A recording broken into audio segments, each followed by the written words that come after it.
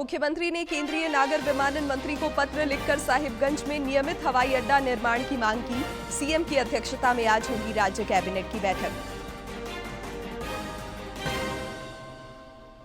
महिला एवं बाल विकास मंत्री अन्नपूर्णा देवी ने बजट में घोषित पूर्वोदय योजना को झारखंड जैसे राज्यों के विकास के लिए बताया अहम। विकसित भारत के विजन को भी सराहा। राज्य के सभी मतदान केंद्रों पर कल मतदाता सूची प्रारूप का होगा प्रकाशन। मतदाता जागरूकता के लिए चलेगा हैशटैग नाम जांचो सोशल मीडिया अभियान। और जामताड़ा में पुलिस ने 3 साइबर अपराधियों को किया गिरफ्तार। 17 मोबाइल और 23 सिम कार्ड समेत कई चीजें बरामद।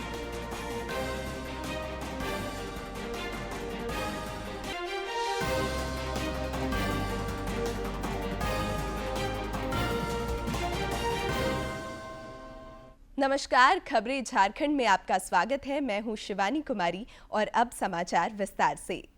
संसद के बजट सत्र का आज तीसरा दिन है। दोनों सदनों में आज आम बजट पर चर्चा होगी, जिसके लिए 20-20 घंटा निर्धारित किया गया है। गोड्डा सांसद निशिकांत दुबे भी चर्चा में शामिल होंगे। खासतौर से दोनों सदन में बजट पर चर्चा के लिए 20-20 घंटे आवंटित किए गए हैं, जिसमें अगर बात की जाए तो विपक्ष को बजट चर्चा के लिए 4 घंटे का समय दिया गया है, जबकि सत्ता पक्ष की ओर से अनुराग ठाकुर, विप्लव देव इस चर्चा में भाग लेंगे। और साथ ही अगर बात की जाए निशिकांत दुबे, वृथहरी मेहताब भी बजट पर चर्चा करेंगे। मुख्यमंत्री हेमंत सोरेन ने केंद्रीय नागर विमानन मंत्री किंजरापू राममोहन नायडू को पत्र लिखकर साहिबगंज में नियमित हवाई अड्डा निर्माण की दिशा में पहल का आग्रह किया है। मुख्यमंत्री ने कहा कि संथाल परगना क्षेत्र में यह अपेक्षाकृत कम विकसित जिला होने के कारण राज्य सरकार अपनी ओर से विभिन्न आधारभूत संरचना के विकास के लिए सतत प्रयत्नशील है।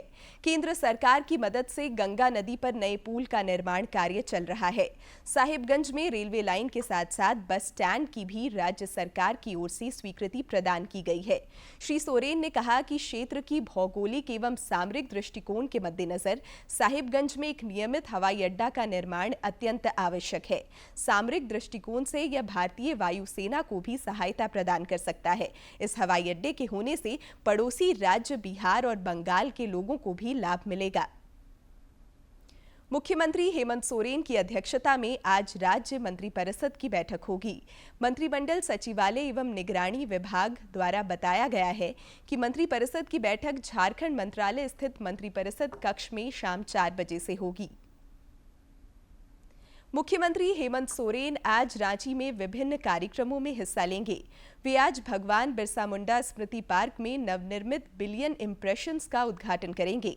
प्रोजेक्ट भवन स्थित सभागार में रांची में प्रस्तावित ताज होटल निर्माण को लेकर नगर विकास एवं आवास विभाग और टाटा की कंपनी के बीच MOU होगा।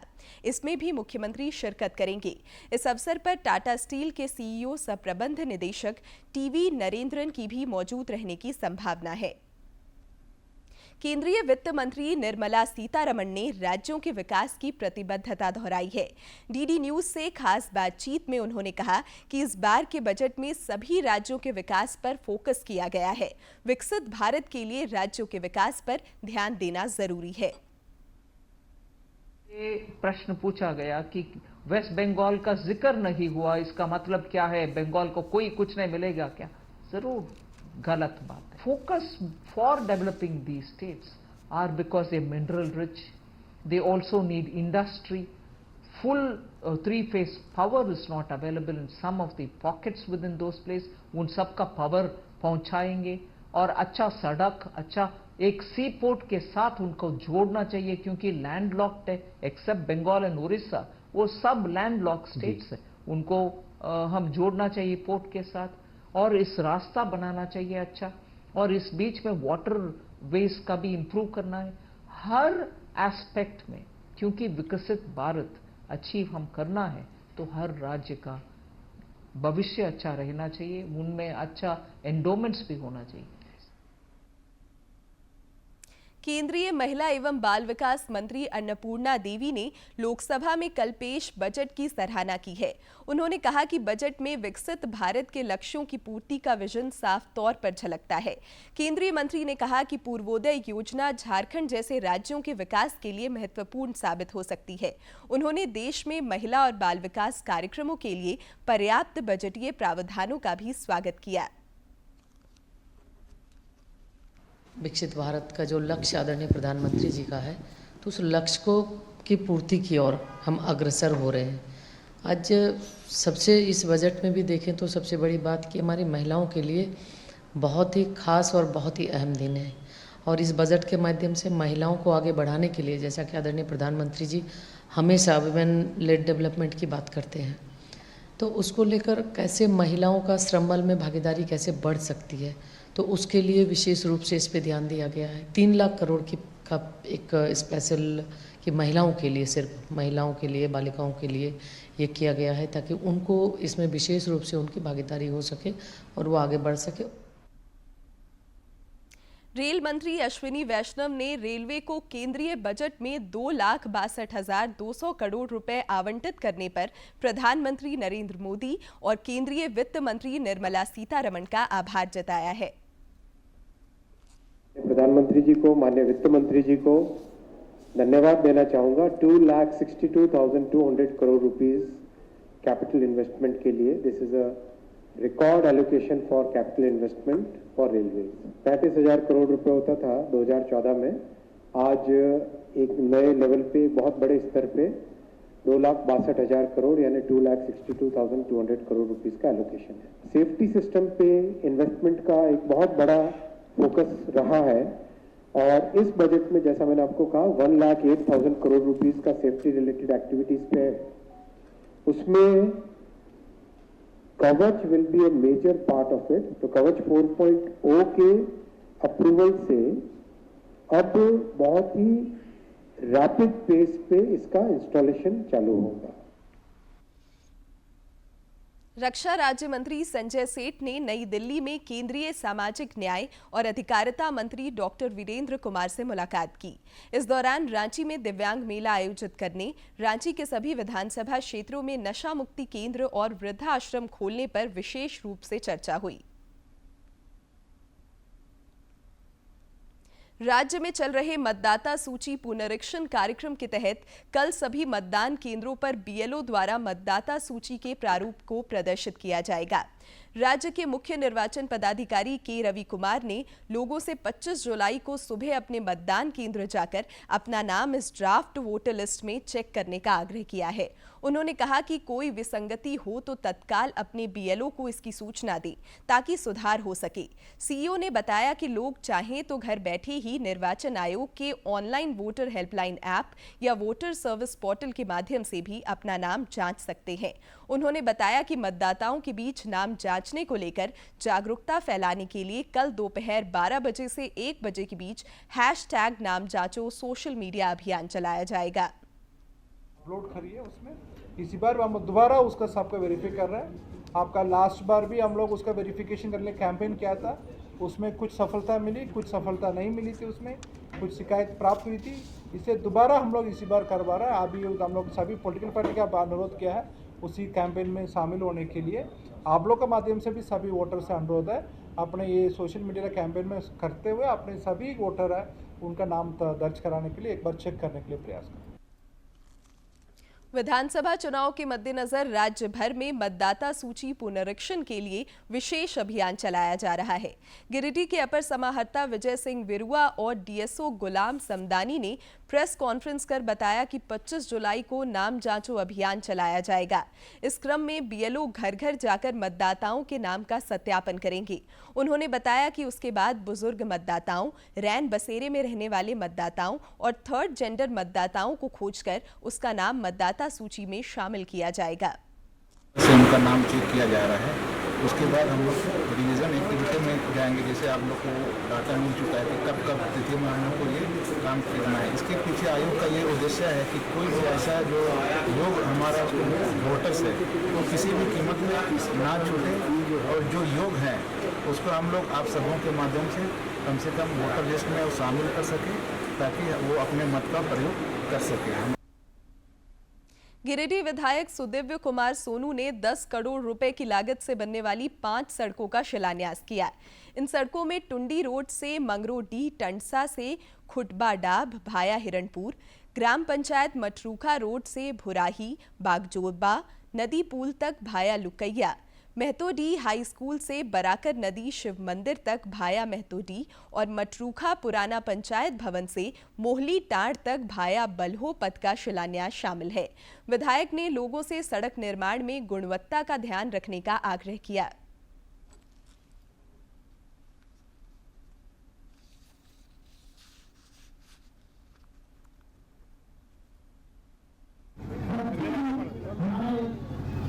सदर प्रखंड की 5 सड़कों का हम लोगों ने शिलान्यास किया। मंगरोडी पंचायत में एक सड़क का शिलान्यास हुआ, एक सड़क का शिलान्यास बरमोरिया पंचायत में हुआ और 3 सड़कों का सौगात या शिलान्यास महतोडी में हुआ। आज 5 सड़कें हम लोगों ने गिरिडीह की ग्रामीण जनता को सौगात में दी हैं और हम लोग उम्मीद करते हैं कि समयबद्ध निश्चित समय में गुणवत्तापूर्ण काम होगा और खास करके संबंधित पंचायत के जनप्रतिनिधियों और जनता से मेरी अपील रहेगी कि काम की गुणवत्ता पर विशेष ध्यान रखें। रामगढ़ के चितरपुर में कांग्रेस द्वारा संवाद कार्यक्रम आयोजित हुआ।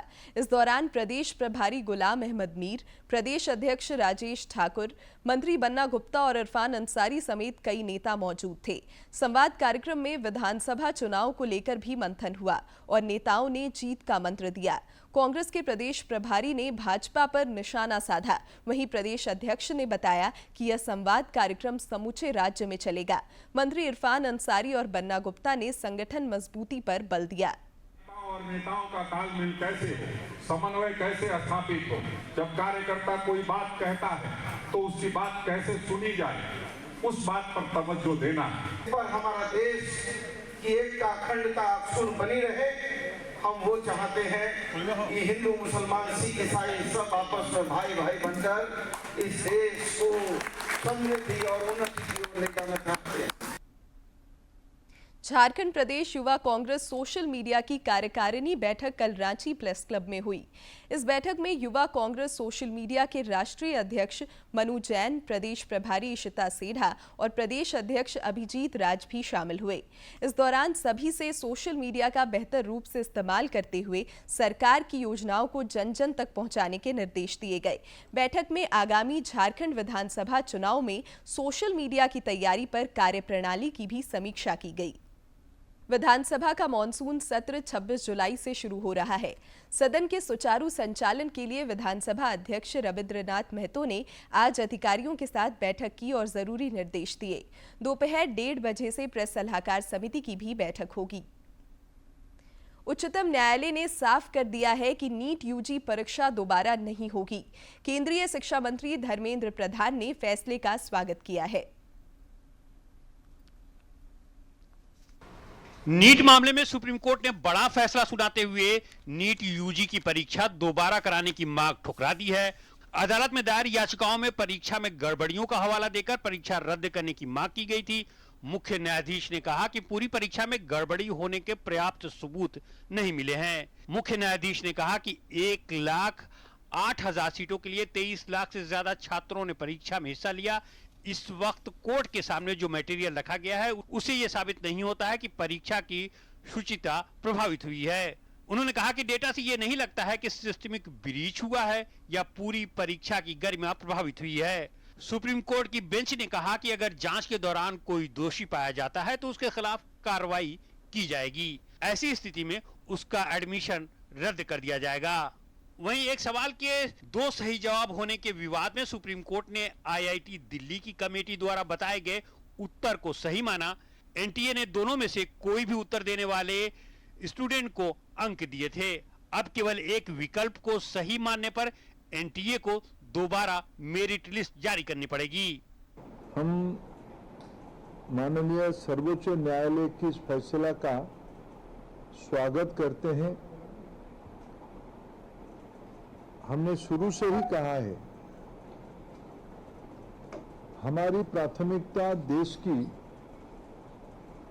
स्टूडेंट्स है, देश की विद्यार्थी है। उनकी भविष्य के साथ कोई खिलवाड़ ना हो, उनकी हितों को हानि ना हो पाए,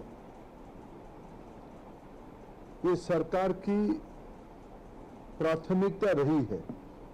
4 जून को नीट के नतीजे घोषित होने के बाद इसमें कथित गड़बड़ियों का दावा किया जा रहा था। सबसे पहले इस परीक्षा में बिहार में पेपर लीक की खबर ने तूल पकड़ा था। इसके बाद एक ही परीक्षा केंद्रों से कई टॉप करने और एक सवाल के 2 उत्तर ग्रेस मार्क जैसे पॉइंट्स ने गुत्थी को और उलझा दिया। इसके बाद पेपर लीक के संदेह के चलते कई राज्यों में छात्रों ने विरोध प्रदर्शन किया। दोबारा परीक्षा कराने की मांग को लेकर कई छात्रों ने अदालत को रुख किया। इसके बाद सुप्रीम कोर्ट में एक साथ सभी याचिकाओं को सुनने की कार्रवाई शुरू हुई। इस दौरान पटना पुलिस से लेकर सीबीआई ने नीट परीक्षा में कथित गड़बड़ियों की जांच शुरू की। सर्वोच्च अदालत की बेंच ने सभी पहलुओं पर बहस सुनने के बाद यह फैसला सुनाया है। विकास सारथी के साथ bureau report, DD news. Jamtara में दत्तोपंत ठेंगड़ी रोजगार मेला का आयोजन किया गया, जिसमें 1500 वैकेंसी के लिए 22 निजी कंपनियों ने भाग लिया। जामताड़ा के यज्ञ मैदान में जिला प्रशासन एवं नियोजनालय के संयुक्त तत्वावधान में दत्तोपंत ठेंगड़ी रोजगार मेला का आयोजन हुआ।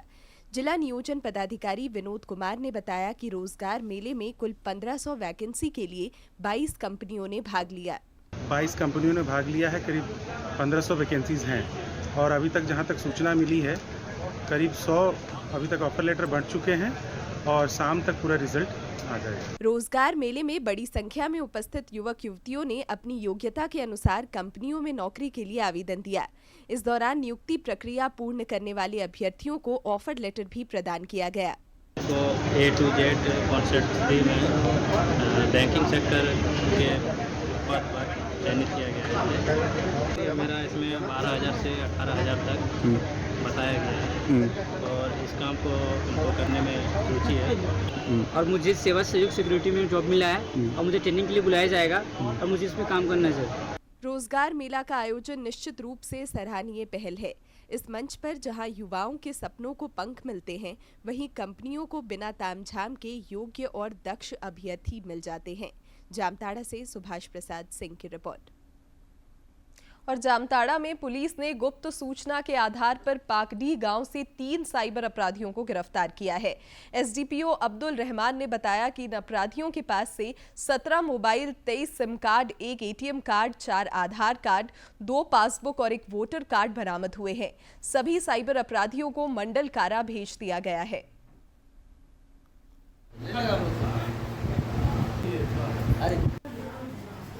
पुलिस अधीक्षक महोदय के मिली गुप्त सूचना के आधार पर साइबर थाना प्रभारी श्री अब्दुल रहमान के नेतृत्व में पूरी टीम के साथ साइबर अपराध कर्मियों के विरुद्ध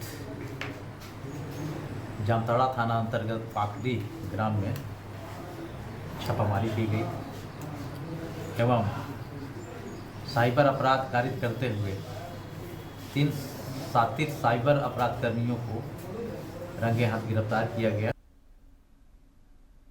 अफ्रीका के कैमरून में फंसे राज्य के 27 प्रवासी श्रमिकों की आज सवेरे सकुशल घर वापसी हो गई। ये सभी श्रमिक पारसनाथ स्टेशन पहुंचे, जहां उनका जिला प्रशासन द्वारा स्वागत किया गया। गौरतलब है कि इनके फंसे रहने के संबंध में एक वीडियो वायरल हुई थी, जिसके बाद सरकार की सक्रियता की वजह से इनकी घर वापसी सुनिश्चित हो सकी। इन श्रमिकों में 18 बोकारो, 4 गिरिडीह और 5 हजारीबाग जिले के रहने वाले हैं।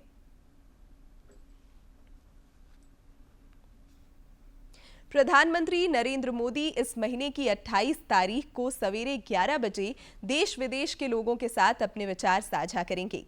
इस कार्यक्रम को लेकर सुझाव और राय तथा प्रेरक कहानियां नमो ऐप, माई गॉव इंडिया, फोन और टोल फ्री नंबर 1800-117800 पर साझा किए जा सकते हैं।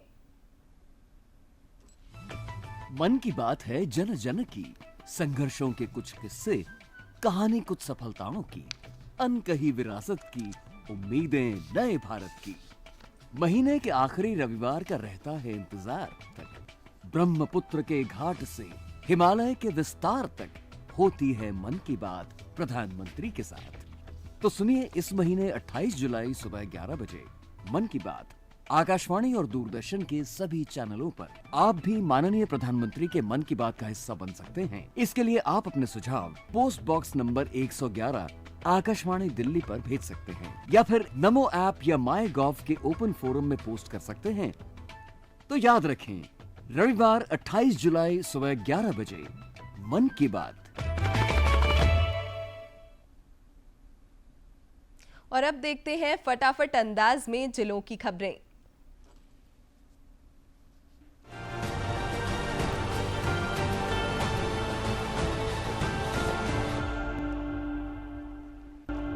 पेयजल स्वच्छता मंत्री मिथिलेश कुमार ठाकुर ने गढ़वा जिला अंतर्गत अन्नराज डैम में जल क्रीड़ा और साहसिक क्रीड़ा का लोकार्पण किया। इस मौके पर कई गणमान्य लोग मौजूद थे। देवघर बाबा धाम में राजकीय श्रावणी मेला में श्रद्धालु लगातार पहुंच रहे हैं। कल श्रावणी मेला के दूसरे दिन 1 लाख से अधिक शिव भक्तों ने बाबा का जलाभिषेक किया। बाह्य अर्घा के माध्यम से 39,452, आंतरिक अर्घा से 63,090 और शीघ्र दर्शनम कूपन के माध्यम से 1472 श्रद्धालु ने जलार्पण किया। हजारीबाग उपायुक्त ने समाहरणालय भवन परिसर में एक पेड़ मां के नाम अभियान के तहत आम का पौधा लगाया और पर्यावरण संरक्षण का संदेश दिया। पलामू पुलिस अधीक्षक ने बैठक आयोजित कर सभी अंचल के पुलिस निरीक्षकों को लंबित मामलों के तेज गति से निष्पादन की हिदायत दी। उन्होंने उग्रवादियों के विरुद्ध विशेष अभियान चलाने का भी निर्देश दिया। पलामू के 6 मुहान चौक पर पुलिस द्वारा सघन वाहन जांच अभियान चलाया गया। इस दौरान यातायात नियमों का उल्लंघन करने वालों के खिलाफ पुलिस ने सख्ती दिखाते हुए चालान काटा। पश्चिमी सिंहभूम के टोंटा थाना क्षेत्र अंतर्गत एक स्कूल में जिला प्रशासन द्वारा सड़क सुरक्षा को लेकर विद्यार्थियों के बीच जागरूकता अभियान चलाया गया। मुख्यमंत्री तीर्थ दर्शन योजना के तहत चतरा से हिंदू तीर्थ यात्रियों को द्वारका और सोमनाथ तीर्थ दर्शन के लिए रवाना किया गया। कोडरमा समाहरणालय परिसर से मुख्यमंत्री तीर्थ दर्शन योजना अंतर्गत बीपीएल श्रेणी के 14 हिंदू धर्मावलंबियों को तीर्थ यात्रा के लिए रवाना किया गया। रांची में पुलिस ने बुड़मू थाना क्षेत्र अंतर्गत दोहरे हत्याकांड का खुलासा करते हुए आरोपी पति को गिरफ्तार कर लिया।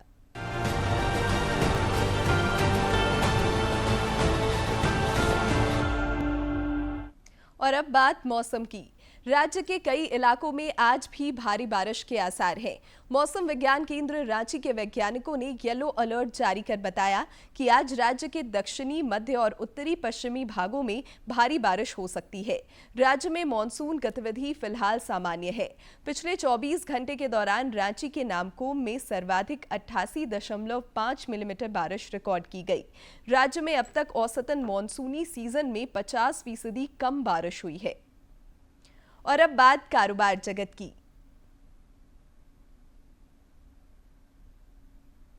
वित्त मंत्री निर्मला सीतारमण ने मोदी सरकार 3.0 का पहला बजट संसद में पेश किया। बजट में विकसित भारत के उद्देश्य से सभी के लिए पर्याप्त अवसर पैदा करने को लेकर 9 प्राथमिकताओं पर जोर दिया गया। वित्त मंत्री निर्मला सीतारमण ने कहा कि सरकार का पूरा फोकस गरीब, महिला, युवा और किसानों पर है। उन्होंने कहा कि किसानों को लागत पर कम से कम 50% मार्जिन देने का वादा सरकार ने पूरा किया। वित्त मंत्री निर्मला सीतारमण ने पहली बार नौकरी पाने वाले युवाओं के लिए बजट में बड़ा ऐलान किया। 5 साल में 4.1 करोड़ युवाओं के लिए 2 लाख करोड़ रुपए के प्रधानमंत्री पैकेज की घोषणा। कैंसर की दवा, सोना चांदी, platinum, mobile phone, mobile charger, बिजली के तार, x-ray machine, solar sets, leather और सी फूड सस्ते हुए। मोबाइल और चार्जर पर कस्टम ड्यूटी घटकर 15% और सोने चांदी के गहनों पर कस्टम ड्यूटी 6% हुई। केंद्रीय रेल मंत्री अश्विनी वैष्णव ने केंद्रीय बजट 2024 में रेलवे को आवंटित किए गए 2,62,200 करोड़ रुपए के लिए पीएम मोदी और वित्त मंत्री निर्मला सीतारमण को धन्यवाद दिया। उन्होंने कहा कि रेलवे सुरक्षा की दृष्टि से महत्वपूर्ण कवच प्रणाली को लगाने में तेजी से कार्य कर रहा है। वित्त मंत्री बजट में 4 करोड़ नौकरी पेशा लोगों को आयकर में बड़ी राहत दी है। वहीं टैक्स स्लैब में बड़ा बदलाव हुआ है। नई कर व्यवस्था के तहत मानक कटौती 50,000 से बढ़ाकर 75,000 रुपए कर दी गई है। खेल जगत की महत्वपूर्ण खबरों को देखते हैं फटाफट अंदाज में। भारतीय महिला क्रिकेट टीम ने T20 एशिया कप में जीत के सिलसिले को बरकरार रखते हुए सेमीफाइनल में स्थान बना लिया है। अपने अंतिम ग्रुप मुकाबले में भारतीय टीम ने नेपाल को 82 रनों से हराया। भारत ने पहले बल्लेबाजी करते हुए 20 ओवर में 3 विकेट पर 178 रन बनाए। जवाब में नेपाल 20 ओवर में 9 विकेट पर 98 रन ही बना सकी। शेफाली वर्मा ने 48 गेंदों में 81 रनों की पारी खेली। भारतीय टीम ने गंभीर और सूर्य कुमार के नेतृत्व में मंगलवार को पहले ट्रेनिंग सत्र में हिस्सा लिया। भारत और श्रीलंका के बीच T20 सीरीज की शुरुआत 27 जुलाई से होगी। आईसीसी T20 महिला रैंकिंग में भारतीय उप कप्तान स्मृति मंधाना शीर्ष 10 में शामिल एकमात्र भारतीय बल्लेबाज हैं। स्मृति ने रैंकिंग में अपना 5वां स्थान बनाए रखा है। अंत में मुख्य समाचार एक बार फिर।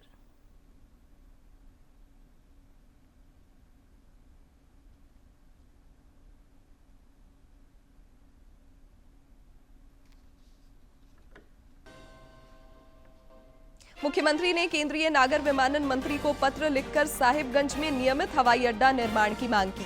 सीएम की अध्यक्षता में आज होगी राज्य कैबिनेट की बैठक। महिला एवं बाल विकास मंत्री अन्नपूर्णा देवी ने बजट में घोषित पूर्वोदय योजना को झारखंड जैसे राज्यों के विकास के लिए बताया अहम। विकसित भारत के विजन को भी सराहा। राज्य के सभी मतदान केंद्रों पर कल मतदाता सूची प्रारूप का होगा प्रकाशन। मतदाता जागरूकता के लिए चलेगा हैशटैग नाम जांचो सोशल मीडिया अभियान।